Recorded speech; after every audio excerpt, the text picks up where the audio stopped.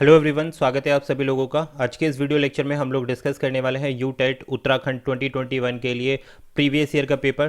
जो previous year के paper में आज हम लोग ईवीएस के पोर्शन को डिस्कस करने वाले हैं। ईवीएस के इंपॉर्टेंट क्वेश्चंस देखेंगे जो यू टेट पेपर 1 के लिए है। तो पर्यावरण अध्ययन बहुत ही इंपॉर्टेंट है भाई। अगर आपको यू टेट का पेपर क्लियर करना है तो ईवीएस पर अपनी एक अच्छी कमांड बनानी पड़ेगी। तो ये जो पेपर हुआ था ये हुआ था मार्च 2021, जो लास्ट वाला पेपर हुआ है, जस्ट उसके क्वेश्चन को हम डिस्कस करेंगे। यहाँ से आपको पता चलेगा कि कौन कौन से टॉपिक आपको कवर करने हैं जहाँ से ज़्यादा यू टेट में पूछा जाता है। तो बिना किसी टाइम वेस्ट के फटाफट से स्टार्ट करते हैं। टेलीग्राम को ज़रूर ज्वाइन कर लेना, इसका पीडीएफ मैं टेलीग्राम पर पोस्ट कर दूंगा। और आगे आने वाले जितने भी लिंक्स हैं वीडियोज़ के यू टेट प्रिपरेशन के रिगार्डिंग, तो वो हम शिक्षा फॉर नौकरी पर डिस्कस करेंगे। तो टेलीग्राम ज़रूर कनेक्ट करें, चैनल पर नए तो सब्सक्राइब कर लें।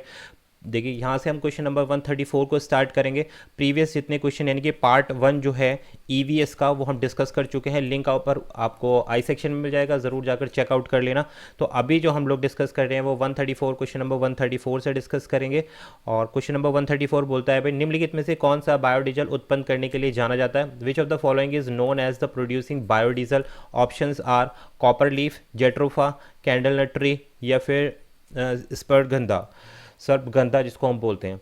तो बायोडीजल क्या है भाई? बायोडीजल भाई राइट आंसर है हमारे पास। किससे किससे उत्पन्न किया जाता है बायोडीजल? जो प्रोड्यूस किया जाता है that is option number B, jatropha का जो प्लांट होता है, जेट्रोफा की खेती होती है जिससे बायोडीजल को उत्पन्न किया जाता है। तो option number B is the right answer. देखो ईवीएस में पूछा गया है इस तरीके का क्वेश्चन। तो यहाँ से आपको पता चलेगा कि कौन कौन से चैप्टर से आपको स्टडी करनी है। आगे थ्योरी वाले चैप्टर आने वाले ईवीएस के, तो मेक श्योर आप चैनल सब्सक्राइब कर लें। 135 क्वेश्चन को देखते हैं। यह सवाल पूछे जाने पर अगर 1 महीने तक बिजली नहीं मिली तो हमारा जीवन कैसे प्रभावित होगा? तो इसका क्या उद्देश्य है? इस सवाल को क्लास में आप पूछ रहे हो स्टूडेंट के साथ में, तो इसका क्या मोटिव है ये आपको पूछना है। तो राइट ऑप्शन देख लेते हैं पहले।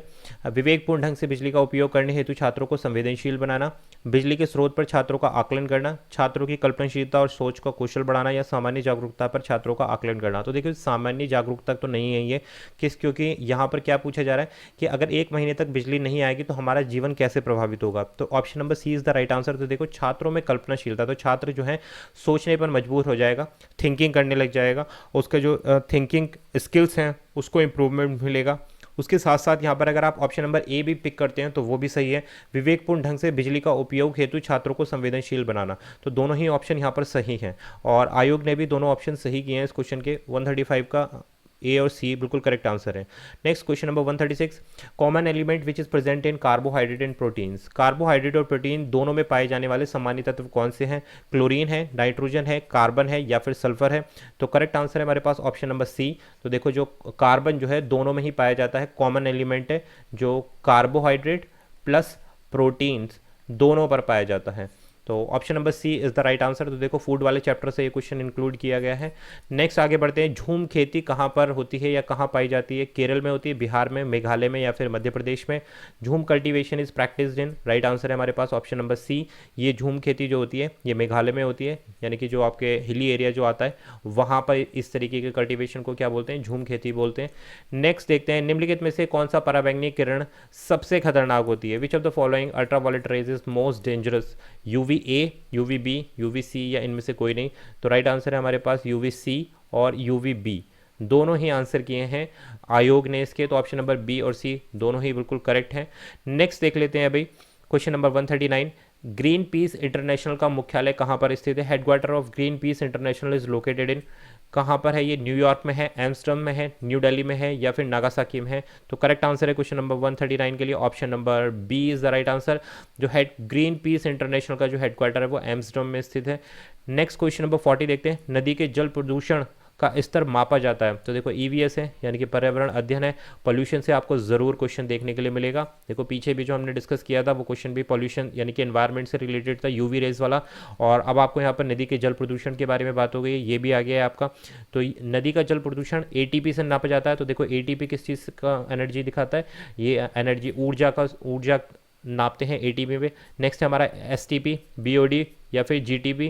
तो राइट आंसर है हमारे पास ऑप्शन नंबर सी, इसको हम नापते हैं जल के प्रदूषण को, बीओडी यानी कि बायोलॉजिकल ऑक्सीजन डिमांड जिसको हम बोलते हैं। नेक्स्ट डिस्कस करते हैं क्वेश्चन नंबर 141, हरित मफलर संबंधित है? तो green muffler is related to मृदा प्रदूषण, वायु प्रदूषण, ध्वनि प्रदूषण या फिर जल प्रदूषण। तो राइट आंसर है क्वेश्चन नंबर 141 का, ये रिलेट करता है ऑप्शन नंबर सी, यानी कि ध्वनि प्रदूषण से ग्रीन मफलर का संबंध है। Option number C is the right answer. Sound pollution या नॉइज पोल्यूशन, जो भी आप कह सकते हैं। क्वेश्चन नंबर 141 के लिए right answer option number C. Next question 142, विश्व पर्यावरण दिवस 2020 का विषय वस्तु क्या था, जो अभी हुआ है। What was the theme of world environmental day 2020? Correct आपको बताना, एयर पोल्यूशन था इसका। 7 अरब लोगों के लिए एक ग्रह, सावधानी के साथ उपयोग, अपनी आवाज़ उठाओ, समुद्र का स्तर नहीं, या जैव विविधता। तो राइट आंसर है हमारे पास बायोडाइवर्सिटी, यानी ऑप्शन नंबर डी, बायोडाइवर्सिटी बिल्कुल करेक्ट आंसर है। जो एनवायरमेंटल डे 2020 हुआ था, तो उसका जो थीम था, मुख्य जो थीम विषय वस्तु थी, तो वो तो जैव विविधता, जिसको बायोडाइवर्सिटी बोलते हैं।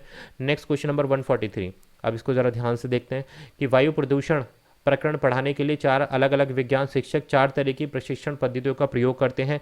निम्नलिखित में से कौन सी पद्धति सबसे ज़्यादा उचित है?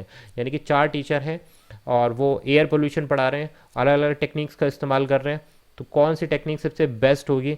तो ऑप्शन ए बोलता है कि प्रकरण पूरा करने के बाद अभ्यास में दिए गए सभी प्रश्नों का उत्तर लिखवाना। बी बोलता है विद्यार्थियों को वायु प्रदूषण पर चित्र दिखाना, विद्यार्थियों से कहना कि वे दीपावली से पहले और बाद में वायु की नमूना इकट्ठा करें और उसकी गुणवत्ता का अध्ययन करते हुए निष्कर्ष का संग्रहीकरण करें। ऑप्शन डी बोलता है विद्यार्थियों को पाठ्यपुस्तक में प्रकरण पठन के लिए कहा और इस संकल्पनाशील शब्दावली का अर्थ स्पष्ट करना। तो राइट आंसर देखो, आपको सीधा सीधा पता चल रहा है क्या बेस्ट आंसर रहेगा 143 के लिए। तो option number C is the right answer.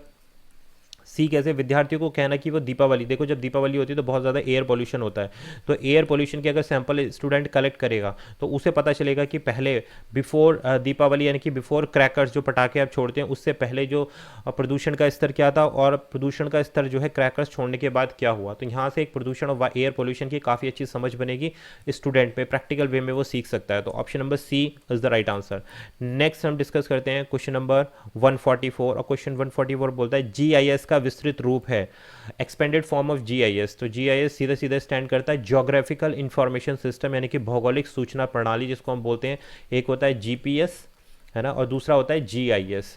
तो ये इंफॉर्मेशन सिस्टम, और GPS का मतलब ज्योग्राफिकल पोजीशनिंग सिस्टम, ठीक है। GPS आप पता है आपको सबके, आपके मोबाइल में आता है, जो आपकी पोजीशन को लोकेट करता है मैप पर और बताता है कि आप कहाँ पर हो इस समय, आपकी लोकेशन को लोकेट करने के लिए। और GIS जो पूरा ज्योग्राफिकल भौगोलिक जो इन्फॉर्मेशन होती है उसको बोलते हैं। तो option number A is the right answer for 144।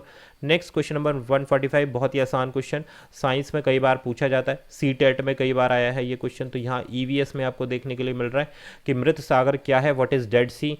तो डेड सी होता है भाई ऐसा, तो राइट आंसर रहेगा डेड सी के लिए ऑप्शन नंबर बी, ऐसा सागर जो सभी सागरों व महासागरों से ज़्यादा नमकीन होता है और बहुत ज़्यादा डेप्थ में पाया जाता है, यानी कि बिल्कुल सागरों से भी नीचे जो सागर होता है वो कहलाता है आपका डेड सी, जिसको मृत सागर बोलते हैं। A sea which has the maximum salt of all the ocean and sea. तो 145 के लिए right answer option number B है। नेक्स्ट हम डिस्कस करते हैं क्वेश्चन नंबर 146। क्वेश्चन 146 बोलता है मीरा और दिव्या छोटी लड़कियां हैं।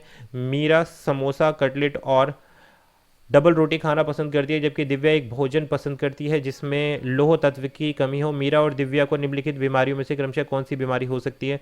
तो देखो भाई, पहले क्या कर रहे हैं, फास्ट फूड खा रहे हैं, और दूसरे में क्या है कि ऐसा भोजन पसंद करती है, ठीक है। तो उसको क्या प्रॉब्लम हो सकती है मीरा और दिव्या को, कि जो फास्ट फूड खाते हैं? तो राइट आंसर है भाई, इनको ओबिसिटी हो जाएगी, यानी कि मोटापा हो जाएगा, और एनीमिया हो जाएगी, खून की कमी हो जाएगी, क्योंकि इन सारे भोजन में जो है भाई खून की मात्रा, मतलब आयरन कंटेंट कम मिलता है। आयरन कम मिलेगा तो भाई एनीमिया रोग हो जाएगा, और ओबिसिटी यानी कि ये सब चीज़ खाओगे तो यार मोटापा तो बढ़ेगा ही।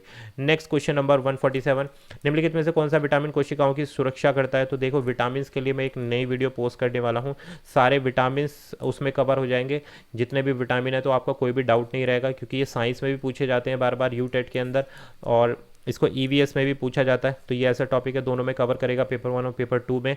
तो ये विटामिन वाला थ्योरी वाला चैप्टर मैं जल्दी पोस्ट करने वाला हूँ। तो 147 बोलता है कौन सा विटामिन जो है कोशिकाओं की सुरक्षा करता है, प्रोटेक्ट करता है सेल्स को? तो राइट आंसर है इसमें 147 का option number C, vitamin E जो होता है वो हमारी सेल्स को प्रोटेक्ट करने का काम करता है। तो option number C is the right answer. Next question number 148 देख लेते हैं। पर्यावरण अध्ययन के शिक्षण के रूप में, शिक्षक के रूप में आप बच्चों को चिड़ियाघर ले जाने की योजना बनाते हैं। आप बच्चों को निम्नलिखित में से कौन सी गतिविधि कराने की अनुमति नहीं देंगे? आप चिड़ियाघर लेके गए हैं बच्चों को, तो आप इनमें से कौन सी एक्टिविटी करने से बच्चों को रोकेंगे?